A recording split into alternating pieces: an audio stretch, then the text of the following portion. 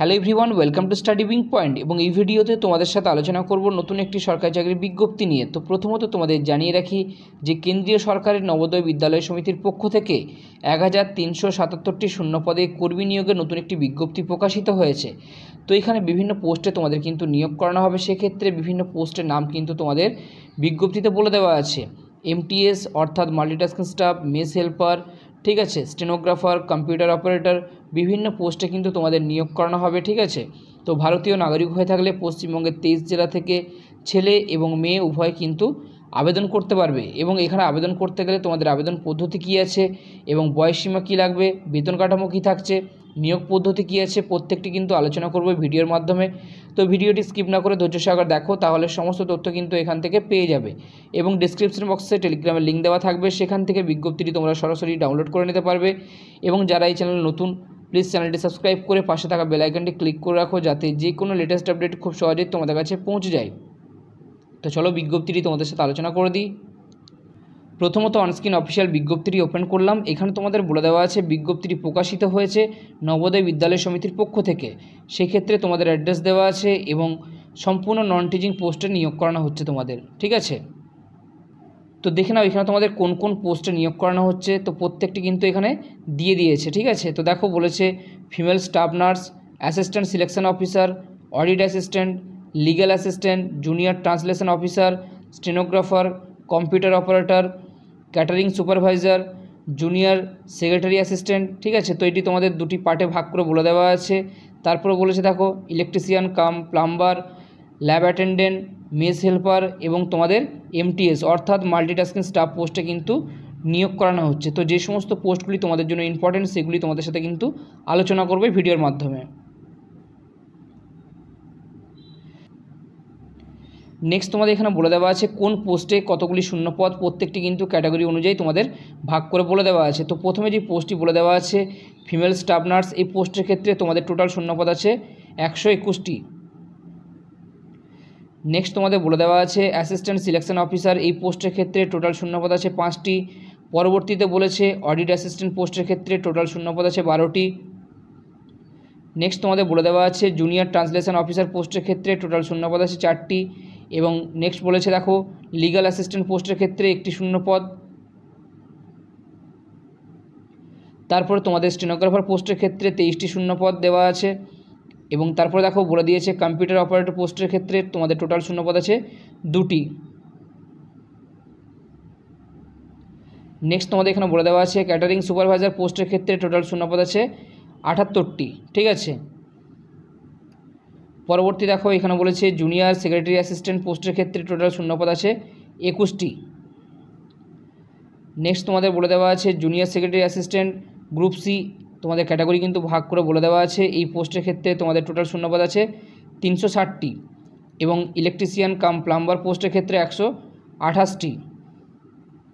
Lab attendant পোস্টের ক্ষেত্রে total শূন্যপদ আছে 161টি। এবং মেস হেল্পার পোস্টের ক্ষেত্রে 442টি। এবং তারপরে দেখো MTS পোস্টের ক্ষেত্রে 19টি শূন্যপদ আছে এখানে। তো দেখে নাও এখানে তোমাদের MTS পোস্টের ক্ষেত্রে বলে দেওয়া আছে পে লেভেল 1 অনুযায়ী তোমরা বেতন পেয়ে যাবে। সেক্ষেত্রে 18,000 থেকে তোমাদের 56,900 টাকার মধ্যে বেতন থাকবে। বয়স বলেছে 18 থেকে 30-এর মধ্যে বয়স থাকতে হবে। এবং এখানে তোমাদের ন্যূনতম শিক্ষাগত যোগ্যতা বলে দেওয়া আছে যে মাধ্যমিক পাস থাকলে তোমরা কিন্তু এখানে আবেদন করতে পারবে। পরবর্তী পোস্ট বলে দেওয়া আছে এখানে যে তোমাদের মেস হেল্পার পোস্টে নিয়োগ করানো হচ্ছে। একই রকম বেতন কাঠামো বলে দিয়েছে, পে লেভেল 1 অনুযায়ী তোমরা বেতন পেয়ে যাবে। এবং বয়স কাঠামো কিন্তু সেম বলে দেওয়া আছে। ঠিক আছে, 18 থেকে 30-এর মধ্যে বয়স থাকতে হবে এবং মাধ্যমিক পাস থাকলে তোমরা কিন্তু আবেদন করতে পারবে। সঙ্গে তোমাদের বলে দেওয়া আছে যে 5 বছরে কিন্তু এক্সপিরিয়েন্স চেয়েছে, মানে কাজ করার অভিজ্ঞতা চেয়েছে। ঠিক আছে, মেস বা স্কুলে। পরবর্তীতে তোমাদের এখানে বলে দেওয়া আছে ল্যাব অ্যাটেন্ডেন্ট পোস্টের ক্ষেত্রে পে লেভেল 1 অনুযায়ী তোমরা বেতন পেয়ে যাবে। এবং তোমাদের এখানে বয়স বলেছে 18 থেকে 30-এর মধ্যে বয়স থাকতে হবে। এবং তোমাদের মাধ্যমিক পাস হয়ে থাকলে এখানে বলাই আছে যে ল্যাবরেটরি টেকনিকে তোমাদের কিন্তু ডিপ্লোমা অথবা সার্টিফিকেট থাকতে হবে।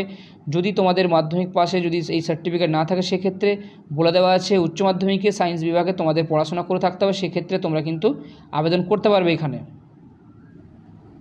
নেক্সট তোমাদের এখানে বলে দেওয়া আছে ইলেকট্রিশিয়ান কাম প্লাম্বার, এই পোস্টের ক্ষেত্রে তোমাদের পে লেভেল 2 অনুযায়ী তোমাদের বেতন দেওয়া হবে। এবং বয়স বলেছে 18 থেকে 40-এর মধ্যে বয়স থাকতে হবে। তো এসেন্সিয়াল কোয়ালিফিকেশান বলে দেওয়া আছে মাধ্যমিক পাস থাকতে হবে অর্থাৎ 10 পাস। এবং ইলেকট্রিশিয়ান অথবা ওয়্যারম্যান নিয়ে তোমাদের ITI পাস করে থাকতে হবে, সঙ্গে তোমাদের 2 বছর কিন্তু কাজের অভিজ্ঞতা চেয়েছে।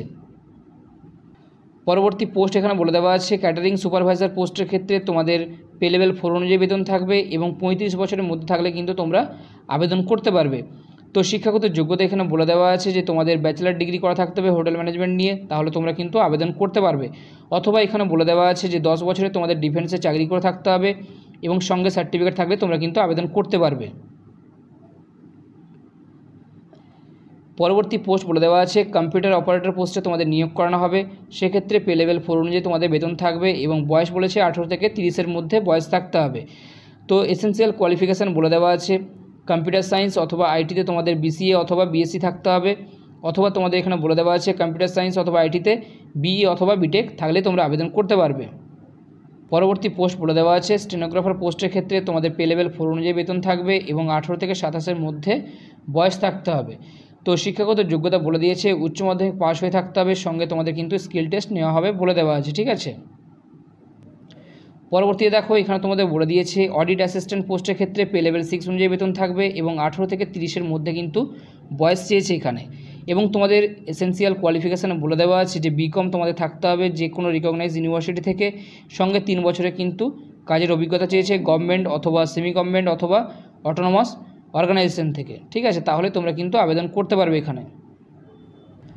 পরবর্তী পোস্ট বলেছে অ্যাসিস্ট্যান্ট সিলেকশন অফিসার পোস্টের ক্ষেত্রে পে লেভেল 6 অনুযায়ী তোমাদের বেতন থাকবে এবং বয়স বলে দিয়েছে 23 থেকে 33 বছরের মধ্যে তোমাদের বয়স থাকতে হবে।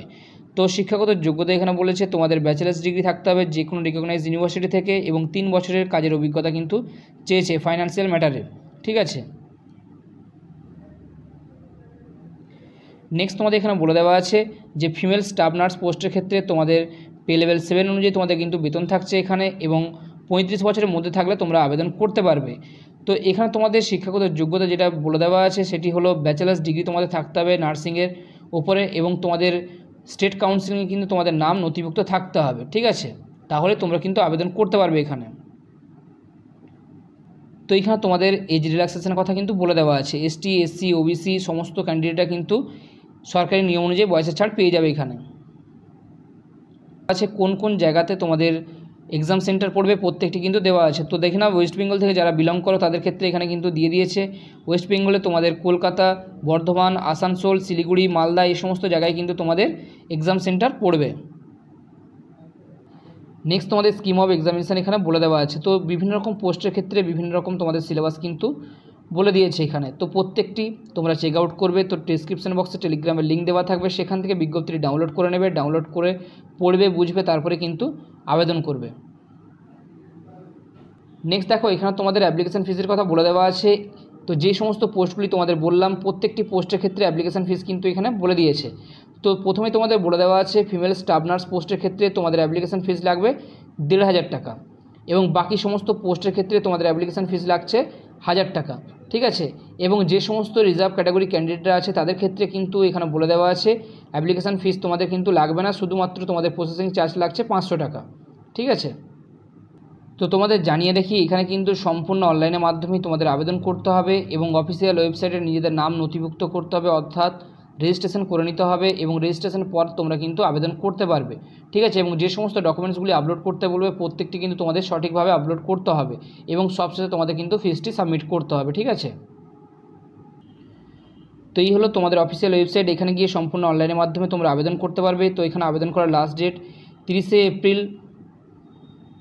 2024 কিন্তু এখানে আবেদন করার লাস্ট ডেট। তো এর আগে তোমাদের কিন্তু আবেদনটি কমপ্লিট করে নিতে হবে। তো এই বিজ্ঞপ্তিতে যে সমস্ত ইম্পর্টেন্ট তথ্যগুলি দেওয়া ছিল প্রত্যেকটি তোমাদের সাথে আলোচনা করলাম। কোথাও যদি বুঝতে অসুবিধা হয় কমেন্ট সেকশনে কমেন্ট করে জিজ্ঞাসা করতে পারো এবং ভিডিওটি হেল্পফুল বলে মনে হলে একটি লাইক দিয়ে চ্যানেলটি সাবস্ক্রাইব করে আমাদের সাথে থেকো এবং আমাদের পাশে থেকো এবং ভিডিওগুলি বেশি বেশি করে বন্ধুদের সাথে শেয়ার করে দিও।